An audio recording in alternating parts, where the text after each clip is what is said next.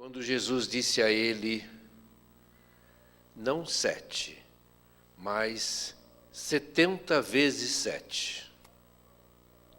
Aí Pedro, que era uma pessoa bem ágil, tanto que ele tinha uma rapidez no pensamento, nas atitudes, que quando os soldados romanos vieram para levar Jesus, ele desembaiou a espada e decepou a orelha do soldado Malco. Tanto que Jesus fez naquele momento mais um milagre e colocou a orelha de volta. Então Pedro deve ter pensado, 7 vezes 70, 490, não é tão difícil. Aí Jesus vai e completa, para cada ofensa. Para cada ofensa. Boa noite a todos.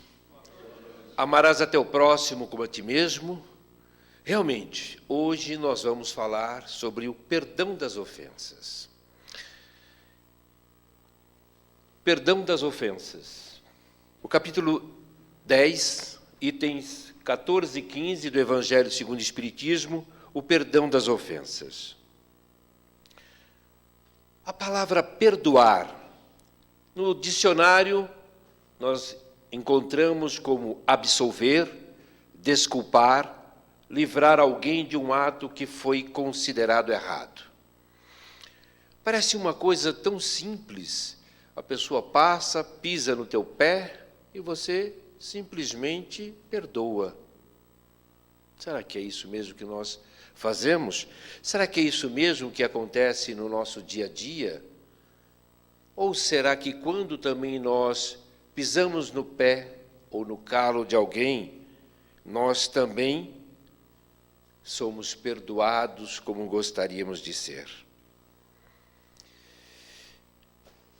Então Pedro ouviu de Jesus, e que isso ficou registrado, que quantas vezes deverei perdoar meu irmão? Perdoá-lo-ei, não 7, mas 70 vezes 7. O que Jesus quis nos deixar, quis nos dizer, é que o perdão, assim como o amor, ele é incondicional. O perdão é algo que nós devemos a todo instante realizar. Como também devemos pedir perdão a todo instante. Dentro dessa mensagem do Evangelho do segundo Espiritismo, nós encontramos essa mensagem. Perdoai, usai de indulgência, sede caridosos, generosos, pródigos até do vosso amor. Ser pródigo até do vosso amor é doar realmente tudo aquilo que temos de bom. E o que nós temos de bom, aquilo que nós temos, que Deus deixou esta semente dentro de nosso coração, é o amor. E este amor, em muitos momentos, nós realmente esquecemos dele. Nós deixamos a dor superar o amor. Nós entendemos que aqueles momentos em que estamos passando por dificuldades, nós não estamos sendo amados. Quando eu comecei, assim como todos, a frequentar uma casa de espiritualidade, uma casa de caridade, de fraternidade, eu ouvi e comecei a colocar aquilo como norma, de que nós chegamos aqui ou pela dor ou pelo amor. Depois de passados os tempos, de ter a oportunidade de estudar, de ler, de ouvir principalmente as mensagens, ouvir as palestras, eu hoje ouso dizer que nós não viemos pela dor ou pelo amor, e sim nós viemos pelo amor de nosso Pai, pelo amor de Jesus, que nos permite estar aqui. E devido à nossa ainda pequenez, da nossa incapacidade de entender que estamos aqui na Terra para evoluir, que estamos aqui na Terra para divulgar o amor, para realmente fazer com que o amor cresça, então, nós às vezes só entendemos a mensagem através da dor.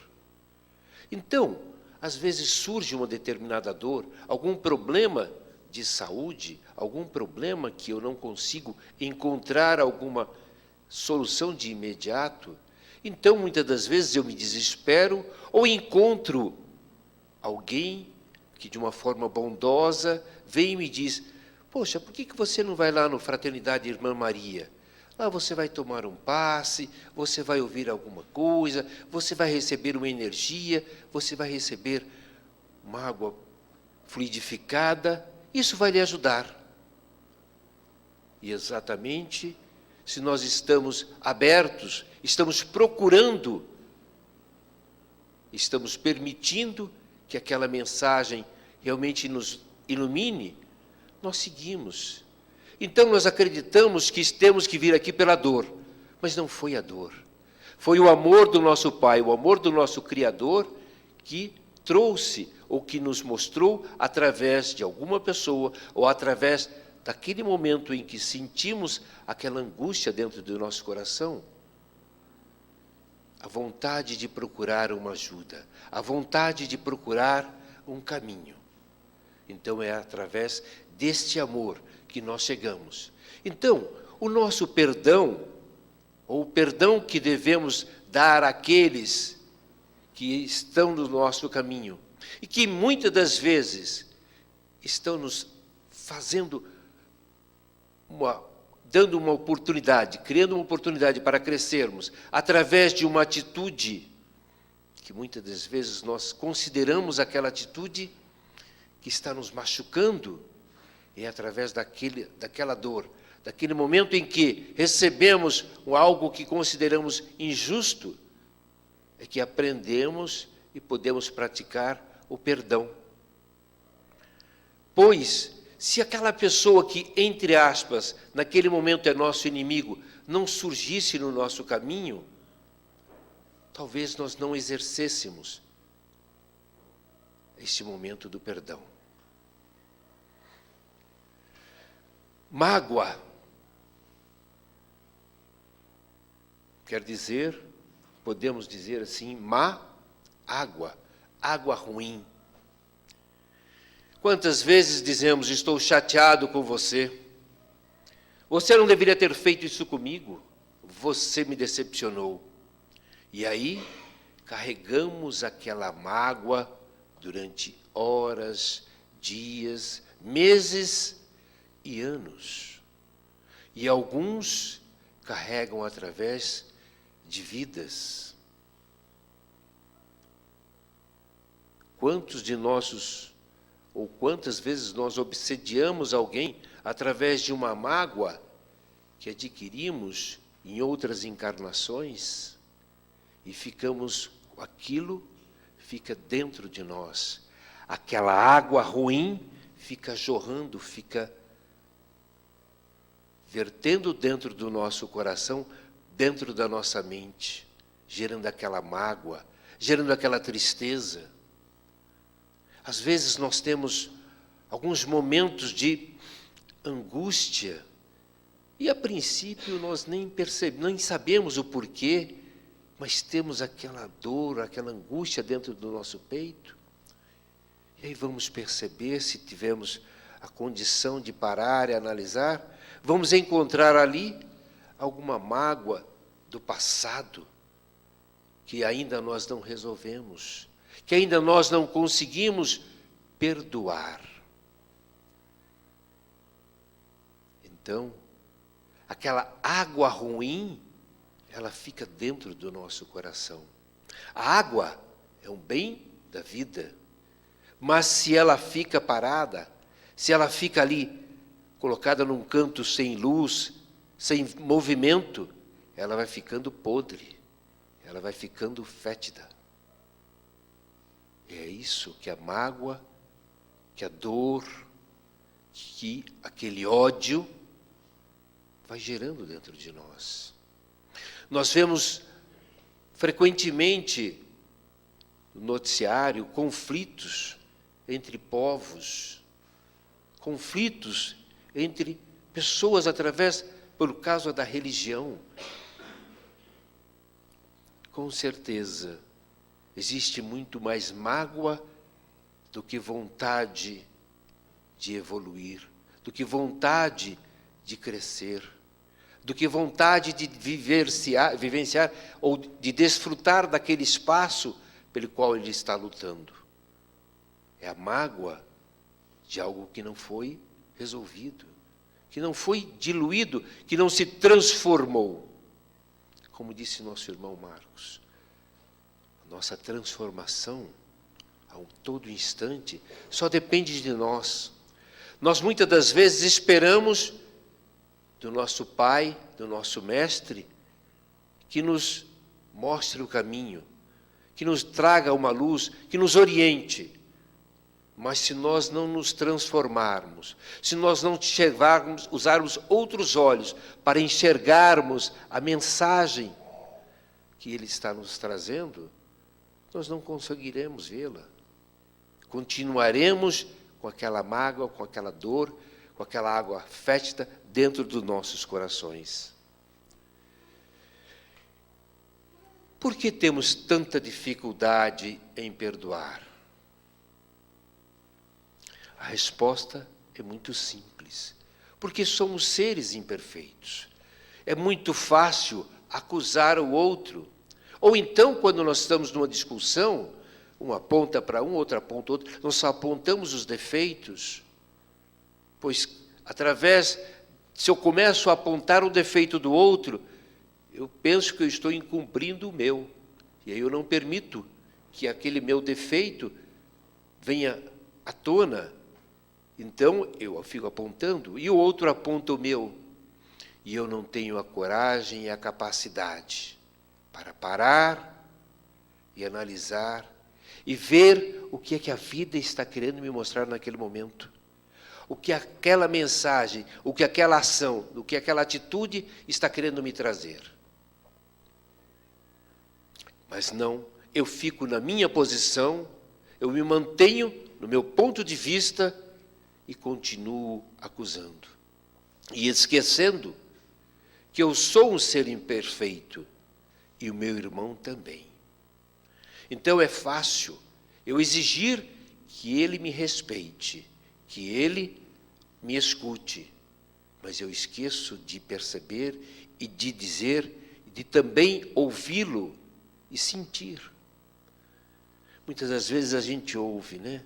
Ele não se coloca no meu lugar, ele não sabe a dor que eu estou sentindo. Mas será que eu me coloco no lugar dele? Pois também ele é imperfeito e eu também.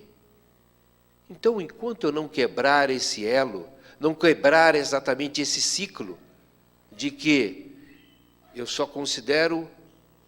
me considero como sofredor e o outro como algoz, eu nunca vou conseguir mudar. Porque muitas das vezes, aquela pessoa que nós tanto amamos, um exemplo, o nosso filho, pode ser que em determinadas nossas atitudes, nós possamos ser para ele, naquele momento, um verdadeiro algoz. E jamais foi essa a intenção. Mas, se ele não conseguir perceber que aquele momento em que aquele não foi para ele mais importante do que o sim, ele não vai evoluir. Como assim faz o nosso Pai? E muitas das vezes nós pedimos algo e Ele nos mostra um outro caminho. E nós estamos dizendo que Deus, ou que o nosso Pai, seja o nome que for, está nos dizendo não. E na realidade Ele não está nos dizendo não. Ele está nos mostrando um outro caminho. Mas nós, na nossa imperfeição, nos revoltamos e começamos a criar mágoas, dores e tristezas, inclusive com o nosso Pai Criador. Chico Xavier, dentre tantas mensagens, eu destaco uma delas. Perdoa agora, hoje e amanhã, incondicionalmente. Recorda que todas as criaturas trazem consigo as imperfeições e fraquezas que lhes são peculiares, tanto quanto ainda desajustadas, trazemos também as nossas. Nós também trazemos as nossas. E esta encarnação é mais uma oportunidade que temos de reparar, de evoluir, de crescer. Nós que frequentamos casas espíritas, às vezes eu ouço algumas pessoas falando assim, olha, eu já estou até cansado de tanto ouvir falar em reforma íntima. Só ouço falar em reforma íntima, mesmo que não seja essa expressão, mas que eu tenho que mudar, que eu tenho que me reformar. Poxa vida, será que eu não posso ser como eu sou? Se você vai continuar sendo como você é, como é que nós vamos evoluir? Nós temos que compreender que realmente somos desajustados. E estamos tendo a oportunidade de nos ajustar. E o fato de termos hoje, estarmos aqui dentro de uma casa espírita, não quer dizer que somente através do espiritismo é que vamos crescer e evoluir. Não. É através do amor. Não importa aonde for que nós venhamos encontrá-lo ou exercitá-lo. Nós temos ainda hoje a necessidade de encontrar um templo como esse, uma casa, nos congregarmos, trocarmos energia para poder aprender um com o outro e assim, degrau a degrau, irmos evoluindo. Mas, se interiormente, se dentro do nosso coração, nós não aceitarmos que realmente estamos tendo essa possibilidade, mais uma vez, de crescer, mais uma vez, de evoluir, nós não sairemos do lugar. Não importa quanto tempo leve, não importa se demorará 10, 100, 1000 encarnações. Mas, se tivermos a vontade de, a cada momento, evoluirmos um pouco mais, cresceremos. Lógico, tudo na vida tem seu tempo. Hoje nós estamos nesse conhecimento de que estamos num planeta de provas e expiações, estamos passando para um planeta, para nova era de regeneração. Então, será que estamos exatamente buscando isso? Será que estamos dispostos a nos transformar? E o perdão é uma chave para essa evolução. O perdão das ofensas. Pois é fácil guardar a dor, guardar a mágoa. Agora, exercitar o perdão é algo que não é tão simples. Jesus disse, reconciliai-vos o mais depressa com o vosso adversário, enquanto estáis com ele no caminho.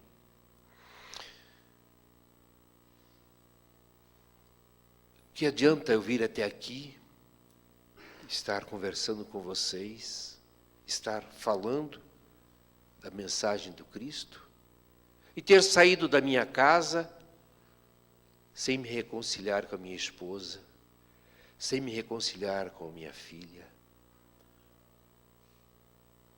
Eu estou sendo aqui um instrumento da palavra do Evangelho.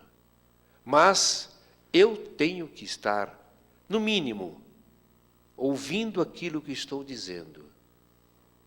Então, como é que eu posso querer louvar a Deus?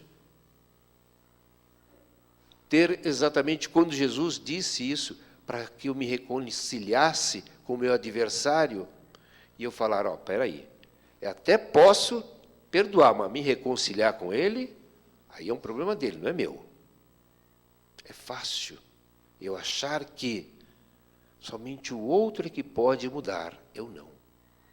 Então Jesus me disse exatamente isso.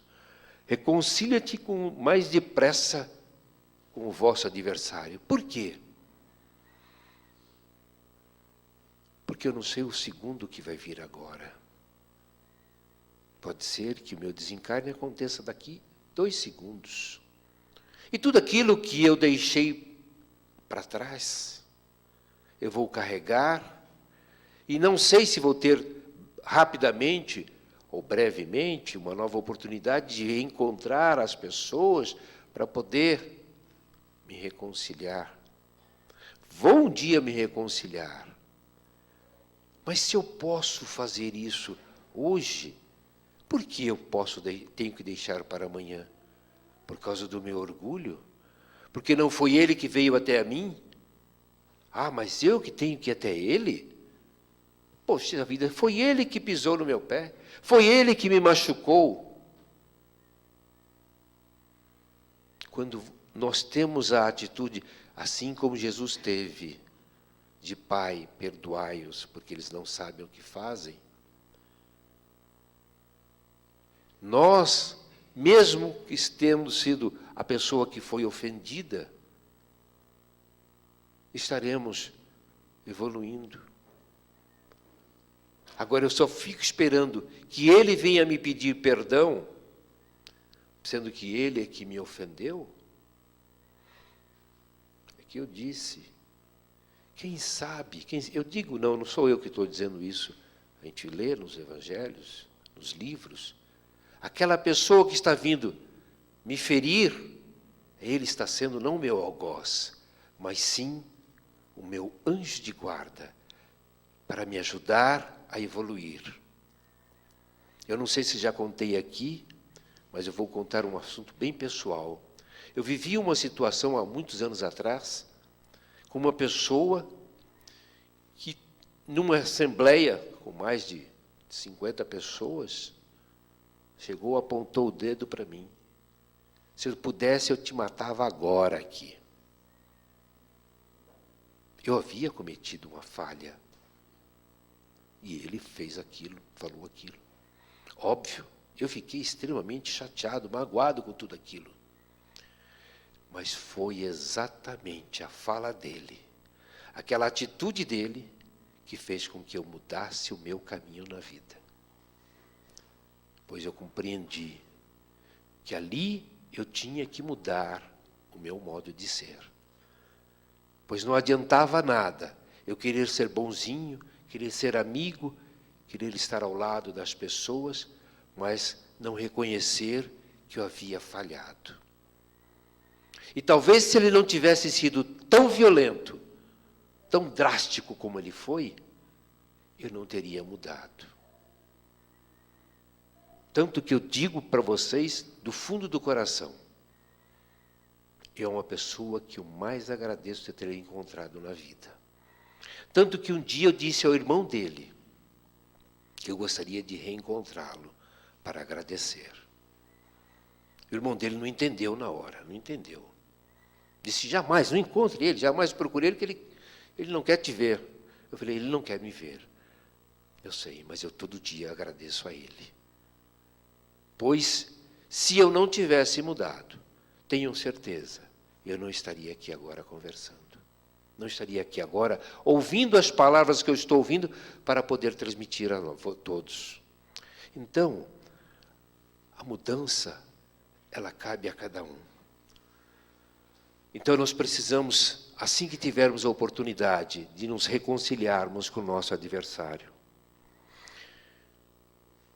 O espírito de Humberto de Campos nos traz uma mensagem no livro Boa Nova, que a partir da resposta dada a Pedro por Jesus, lhe ensinando a necessidade do perdão incondicional, na sublime obra da redenção, o mestre passou a aproveitar as menores oportunidades para enfatizar a lição aos seus apóstolos que a absorveram e foram fiéis a ele após a sua partida, perdoando indistintamente. Pois é isso. Não adianta nada eu dizer que creio em Cristo, que eu leio o Evangelho, que eu leio a Bíblia, que eu venho dentro de uma casa espírita, que eu vou numa igreja, que eu vou num centro, que eu vou numa mesquita, que eu vou onde for, se eu não praticar, se eu não exatamente transformar as minhas atitudes. Porque Jesus fez exatamente isso. De qualquer ato, qualquer fato que acontecia, ele deixava uma lição. Atire a primeira pedra aquele que nunca falhou. Quando levaram a mulher, né, adúltera até ele, Jesus, naquela situação, que eles colocavam sempre para poder instigar, para poder, de uma certa forma, mostrar que Jesus não estava correto, que vivia em situações de dificuldades, para principalmente contrariar a lei que era vigente, Jesus simplesmente disse: aquele que nunca pecou, atire a primeira pedra. E todos se sentiram que não tinham condições de fazer e saíram. E foram embora. Jesus levanta e olha para a mulher e diz: cadê aqueles que queriam te apedrejar? Vá e não peques mais. Jesus não disse: você está perdoada. Vá e não peques mais. Mude o seu comportamento. Mude as suas atitudes. Não importa o que te levou a fazer isto ou aquilo. Pois, naquela mesma noite, aquela mulher foi procurar Jesus para explicar o porquê que ela havia cometido o adultério. Mas Jesus não era isso que queria dela. Ele queria que ela mudasse o comportamento. Não somente o comportamento conforme a sociedade, de não ser adúltera, mas mudasse o comportamento interior. Que ela tivesse uma outra atitude com relação à vida, com relação àquilo que lhe acontecia. Perdão dos lábios e perdão do coração. É fácil, né? Dizer que eu perdoo. Ah, tá bom, você está perdoado. Falei da boca para fora. Ou então, olha, perdoo, mas, olha, não me apronte mais. Ou então, perdoo, te perdoo, mas eu não quero nem mais vê-lo aqui. Eu vou ser franco, eu já disse muitas vezes para algumas pessoas, olha, eu perdoo aquela pessoa, mas não conversa mais comigo. Que perdão é esse? É da boca para fora. Porque por dentro, a mágoa está dentro do meu coração. Então é fácil eu perdoar. Está aqui um casal, eles se perdoaram, só que continuam de costa um para o outro. Eu tenho que fazer exatamente o quê? Perdoar eu estar novamente vivenciando aquilo que estava me fazendo bem, e não somente aquilo que me fez mal. Joana de Ângeles, através do nosso irmão Divaldo, nos manda essa mensagem. Pessimismo, mágoa, desejo de vingança, ciúme, rebeldia emocional transformam-se em tóxicos destrutivos para o organismo, agredindo células e abrindo espaço para a contaminação bacteriológica. Depressões e distúrbios do pânico, ansiedades e angústia também são produtos do cultivo de sentimentos desalinhados na nossa mente. Liberta-te do mal. Muitas das nossas doenças, muitos de nossos problemas, eles estão exatamente aí, na mágoa que carregamos, daquilo que está sendo remoendo, que está remoendo dentro de nós. Eu participava de um grupo ecumênico há mais de 20 anos atrás, e numa dessas noites, Uma pessoa trouxe uma mensagem de Mãe Maria, que naquela época eu até fiquei assim, sem entender muito, poxa, uma mensagem num grupo de Mãe Maria, eu nunca imaginei que eu não fosse nunca mais esquecê-la. Perdão, amor e cura. Pois eu perdoo através do amor e eu vou buscando a minha cura. Eu vou encontrando com a minha cura. Perdão, amor e cura. O amor encobre 1 milhão de pecados. Então, com certeza, que ele cura 1 milhão de doenças. Então, nós precisamos trabalhar diariamente, a todo instante, o perdão. E perdoar não é somente falar com a pessoa, porque às vezes nós não estamos ali com aquela pessoa, não encontramos aquela pessoa, mas podemos e devemos perdoar nos nossos pensamentos. À noite, quando eu vou descansar, quando eu vou deitar, eu posso exatamente exercitar esse pedido de perdão. Pois eu sei que esse perdão vai estar aliviando o meu coração, aliviando o coração daquele que me ofendeu, e vai estar me curando. E assim, se eu fizer esse ciclo, que o outro também me perdoa por aquilo que eu ofendi, nós dois estaremos evoluindo, estaremos crescendo. A virtude mais difícil de ser posta em prática é a do perdão. Quando não perdoamos, ficamos revivendo aquela mágoa, nos tornamos amargos, também nos fechamos para emoções positivas. O auto-perdão é muito difícil de exercitar. Mesmo que eu não seja uma pessoa perfeccionista, mesmo que eu não queira estar preocupado com o outro, mas de forma instintiva, pela natureza, todos nós queremos acertar. Todos nós queremos fazer o bem. Eu não tinha intenção de te magoar. Minha intenção era a melhor possível. Mas quando nós percebemos que magoamos alguém, nós começamos a nos penitenciar. E não é fácil se auto-perdoar. Porque, primeiro de tudo, eu preciso reconhecer que eu errei. Depois que eu reconheço que eu errei, eu tenho que saber pedir perdão a mim, porque eu sou também um ser imperfeito. Então, eu também tenho que me auto-perdoar. Você deve perdoar a si mesmo por cometer erro como os demais, além de você merecer a compreensão e a compaixão, assim como os demais.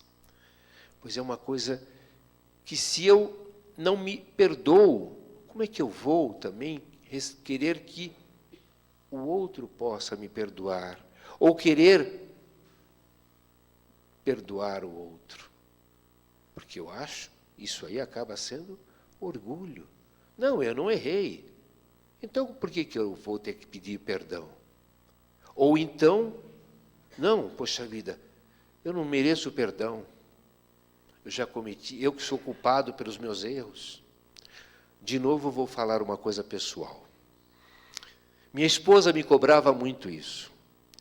Nessa fase que eu vivia com muitas dificuldades, ela dizia, poxa, faça uma oração, converse com Deus, converse com essas entidades, veja, peça uma orientação. E aí eu dizia, dentro do meu orgulho e achando que eu estava sendo uma pessoa humilde, não, eu que fiz a besteira, então eu que tenho que resolver. Prepotência pura. Eu não me perdoava. Então, a maneira que eu achava para poder resolver o problema era eu resolvendo e não me perdoando e não pedindo perdão. Então, o auto-perdão, ele também é tão importante quanto o perdão ao outro. E a todo instante, nós erramos, pois estamos aqui exatamente para isso, para poder evoluir. Ninguém consegue evoluir se já está no topo. Vai evoluir para onde? Então, a partir do momento em que eu reconheço que eu estou tendo uma oportunidade de crescer, então eu vou reconhecendo que eu sou falho. E que a cada falha, e que eu reconheço cada falha, eu vou evoluindo, eu vou crescendo.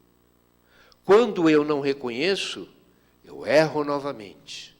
E erro novamente. Só que a bondade do nosso Pai, a bondade de Deus, me permite voltar, ou me permite rever, para que eu possa aprender e evoluir. Perdoar não significa esquecer e aceitar simplesmente. Significa ressignificar a dor. Como diz o palestrante famosíssimo Rossandro Kinzer, né? Se a gente esquece é porque a gente está sofrendo de Alzheimer, né? E perdão não é isso. O perdão é ressignificar aquela dor. Por quê? Não quer dizer que a pessoa não me machucou. Não. Houve o fato, sim. Ele aconteceu. Agora, isso não quer dizer que eu vou passar o tempo todo sofrendo aquela dor. Alguém, por uma atitude impensada, comete uma falha, machuca, corta o braço de uma outra pessoa, ela vai ficar sem aquele pedaço do corpo dela, físico. E ela não vai mais perdoar o outro? Não, ela pode perdoar e deve perdoar. Agora ela vai esquecer que não tem mais o braço? Não tem como. Agora ela vai ressignificar a dor daquela perda. Nessas pesquisas que a gente acaba fazendo para poder fazer a palestra, eu acabei lendo uma matéria, me perdoe, eu não sei todos os dados, mas me veio agora, sei que aconteceu em Santa Catarina, um jovem adolescente entrou num estabelecimento que era a casa e o comércio junto, acho que tem inclusive uma padaria, e ele, naquele desespero de cometer o assalto, acabou matando o filho da dona do estabelecimento, que tinha 21 anos. E ele fugiu, mas depois ele foi preso e foi condenado. Aquela mãe ia todos os meses até a penitenciária onde está esse rapaz, ou estava, não sei mais o tempo, visitá-lo. Pois nem a sua família mais ia, mas a mãe ia até lá e dizia exatamente a ele que o perdoava pelo ato que ele cometeu. Ela não esquecia do filho, não esquecia do que aconteceu, mas o perdoava, pois ela sabia e acreditava que algum propósito naquela ação tinha. Então ela não esqueceu, mas ela perdoou a atitude do rapaz. Então, o perdão muitas vezes diz que é renunciar à vingança, sem querer que o ofendido precise olvidar plenamente a falta do seu irmão. Como mostra a imagem, quando eu fico com a mágoa, eu estou amarrado, estou preso àquela pessoa que me magoou, àquela pessoa que me ofendeu. Eu carrego ela para o resto da minha vida. E quando eu perdoo, quando mostra outra imagem, eu me liberto. O perdão é liberdade. Tanto para aquele que ofendeu, para aquele quem foi ofendido. O que representa o perdão para mim? Eu o pratico? Farás, enfim, o que desejas do teu Pai Celestial faça por ti? Não tem Ele te perdoado sempre? Acaso conta as inúmeras vezes que o seu perdão vem apagar tuas faltas? Toda vez que façamos a oração dominical, né? Pai, perdoai as nossas ofensas, as nossas dívidas, assim como nós perdoamos aquele que nos ofende. Será que é isso que fazemos mesmo? Pedimos a Ele que Ele perdoe as nossas. E ainda mais, afirmamos, assim como fazemos com quem nos perdoa. Será? Perdoar aos inimigos é pedir perdão a si próprio. Perdoar aos amigos é dar-lhes uma prova de amizade. Perdoar as ofensas é mostrar-se melhor do que era. É a evolução. Quais são os benefícios do perdão?